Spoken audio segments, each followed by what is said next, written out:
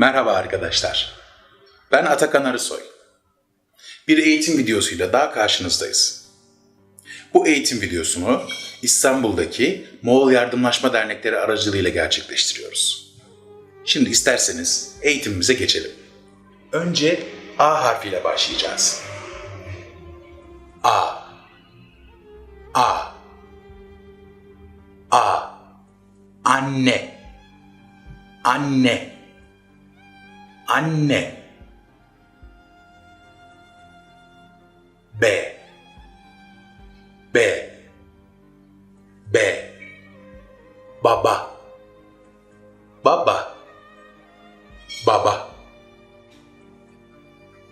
C. C. C. Cadde. Cadde. Cadde. Ç. Ç. Ç. Ç. Çiçek. Ç. Çiçek. Ç. Çiçek. D. D. D. D. Dede. D. Dede. Dede. E. E. E.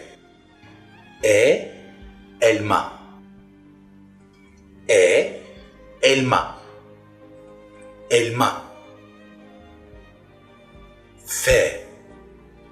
F. F. Fare. F. Fare. G. G. G. G. Gemi. G. Gemi. Gemi. Yumuşak G. Yumuşak G. Yumuşak G ile başlayan kelime olmadığı için yumuşak G ile biten bir kelime örnek vereceğiz. Dağ. Dağ. H. H. H. Halı.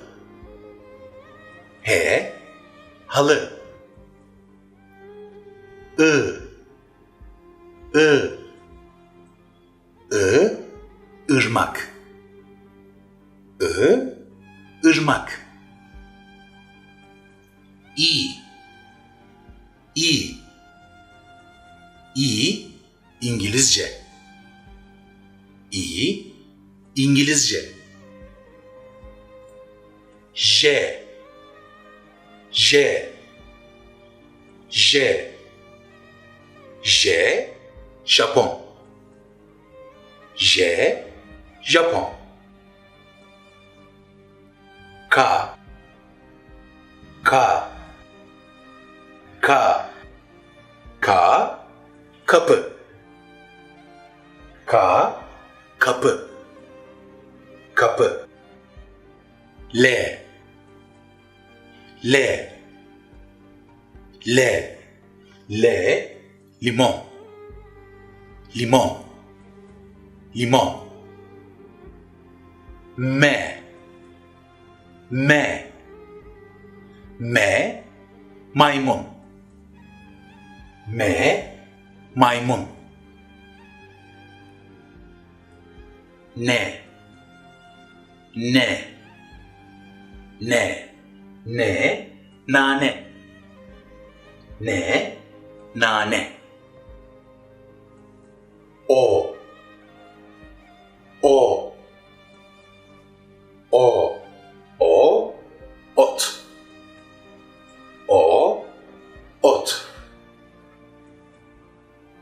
Ö. Ö. Ö. Ö. Öğrenci. Ö. Öğrenci. P. P. P. Pis. P. Pis. R, R, R, R, rapor. R, rapor. S, S, S, S, salı. S, salı. Ş, Ş, Ş, şato. Ş, şato.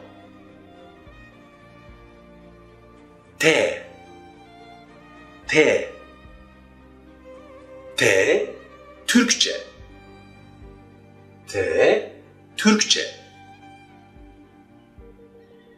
U, U, U, U, uzun. U, uzun. Ü, Ü, Ü, Ü, ün. Ü, ün. V, V, V, vazo. V, vazo. Y, Y, Y, Y, yakın. Y, yakın. Z, Z, Z, Z, zeytin. Z, zeytin. Evet arkadaşlar, bir eğitimimizin daha sonuna geldik. Bir dahaki eğitimde görüşmek üzere, kendinize çok iyi bakın. Görüşmek üzere.